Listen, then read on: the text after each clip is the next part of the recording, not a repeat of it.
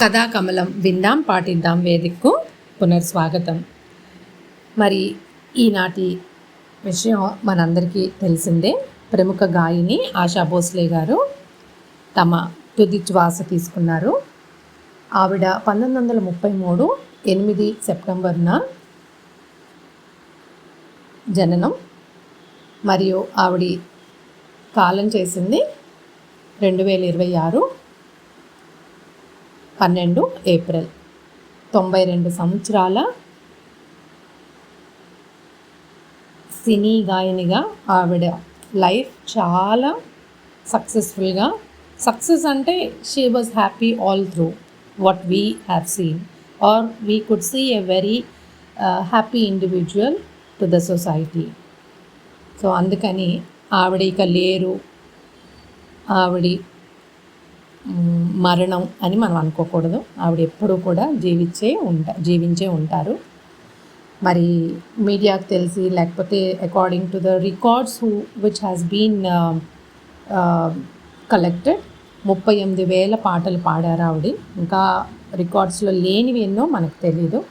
So we wish her very very very very happy born last determined voyage.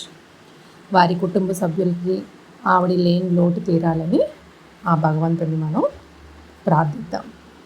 మరి ఆశా భోస్లే గారికి శ్రద్ధాంజలి ఘటిస్తూ ఈరోజు 2 నిమిషాలు కూడా ఎవరైతే మెడిటేషన్ చేస్తారో ఆశా భోస్లే గారి ఫ్యామిలీ మెంబర్స్ కోసం చేద్దాం. మరి కథలోకి వెళ్ళిపోదాం. రామయ్యకు ఒక చేపల దుకాణం ఉంది. తన వ్యాపారం బాగా పెరగాలనే ఆశతో ఇచ్చట తాజా చేపలు అమ్మబడును అని బోర్డు రాసి రంగురంగుల చేపల బొమ్మలు వేసి కొట్టు ముందు వేలాడదీశారు. అతను ఊహించినట్లే జనం కూడా బాగా వస్తున్నారు. ఒకరోజు ఒకడు రామయ్యతో, నువ్వు బోర్డు మీద తాజా అని ఎందుకు రాసావు? కొంప తీసి ఇవి చచ్చిపోయిన చేపలును పాడైపోయినవి కాదు కదా, మరి తాజా అని రాయడం ఎందుకు అని అడిగాడు. చేపలైతే కొన్నాడు, కానీ ఆ మాట అడిగి వెళ్ళిపోయాడు. ఆ మాట విని రామయ్య నిజమే అనుకుని 10 నిమిషాలు ఆలోచించి, అమ్మో అందరూ ఇతనిలాగే అనుకుంటే నా షాప్కి ఎవరు రారు అని ఇచ్చట చేపలు అమ్మబడును అని బోర్డు మళ్ళీ రాయించి కట్టాడు. అంటే తాజా అనే పదం తీసేసి మళ్ళీ కొత్త బోర్డు పెట్టించాడు. బోర్డు కట్టిన వెంటనే ఇంకొకడు వచ్చి, ఇచ్చట అనే ఎందుకు, ఇక్కడేగా నువ్వు చేపలు అమ్ముతుంది, వాడు తాజా అని అన్నాడని తాజా కాదన్నాడని తాజా తీసేసావు, ఇచ్చట ఎందుకు, మరి అది కూడా తీసేయి అన్నాడు.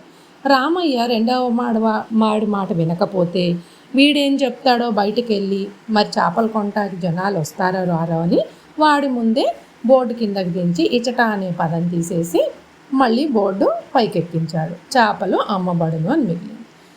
సరే 4-5 రోజులు, వారం రోజులు కాసాగింది. ఒకరోజు సాయంకాలం హడావుడిగా ఒక ఆమె వచ్చి చేపలు కొనుక్కొని ధర ఎంత అని అడిగి తగ్గించమంటే రామయ్య కుదరదు అన్నాడు. సరే కొనుక్కున్నది కొనుక్కోక వెళ్ళే ముందు ఏమంది, రామయ్య నువ్వు చేపలు అమ్ముతున్నావు కానీ ఎవరికి దానం చేయట్లేదు కదా, బోర్డు మీద అమ్మబడను అని ఎందుకు రాసుకున్నావు, అది కూడా తీసేయి అంది తెలివిగా. అంటే తగ్గించలేదు కదా చేపల రేటు, అందుకని ఏదో ఒకటి అనాలని అలా అనేసింది. రామయ్య ఆమె మాటలు నిజమే అనుకుని దాన్ని కూడా తీసేశాడు. చూసారా, పరుల మాట వింటూ ఆలోచించకుండా వింటూ పోతున్నాడు. ముందు ఎవరేం చెప్తే అది వినే అలవాటైపోతున్నాడు. బోర్డు మీద చేపలు అని మాత్రం మిగిలింది. అమ్మయ్య, ఇంకెవ్వరు ఇందులో ఏ లోటు ఏ తప్పు తీయలేరు అనుకుని రామయ్య ప్రశాంతంగా ఉన్నాడు.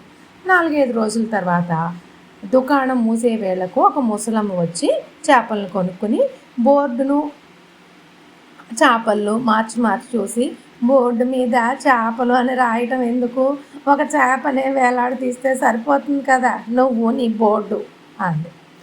దాంతో రామయ్యకు విసుగు వచ్చి బోర్డుని తీసి నేలకేసి కొట్టి, అయ్యో అందరి మాటలు విని ఎంతో చక్కని బోర్డుని ఆలోచించకుండా తీసి పెట్టి చేశాను. ఇప్పటి నుంచి ఎవరు ఏం చెప్పినా వినకూడదు, ఆలోచన లేకుండా తొందరపడకూడదు అని నిర్ణయించుకున్నాడు. ఇదర్రా మరి తొందరపాటు పడితే ఎలా ఉంటుంది అనేది. నిజంగానే కదా, మనం కూడా ఒక్కొక్కసారి ఎవరేం చెప్తే అది వినేస్తాం. ఏదన్నా పని చేస్తున్నాం అనుకోండి, అది కాదు ఇలా, ఇది కాదు ఇలా అన్నారనుకోండి, అనాలి, ఎదిరించకూడదు. కానీ మనం చేసింది ఎందుకు అని ఆలోచించాలి. వారు చెప్పింది ఎంతవరకు సబబు అని కూడా ఆలోచించాక మనం ఆ ప్రయత్నానికి పూనుకోవాలి. మరి ఉంటాను. ఈ రోజు నుంచి ప్రశ్నలు ఉండవు. మీరు ఏ టైటిల్ ఇవ్వక్కర్లేదు. కేవలం విందాం, పాటిద్దాం. సర్వే జన సుఖినో భవంతు. లోకా సంస్థాం సుఖినో భవంతు. జై హింద్.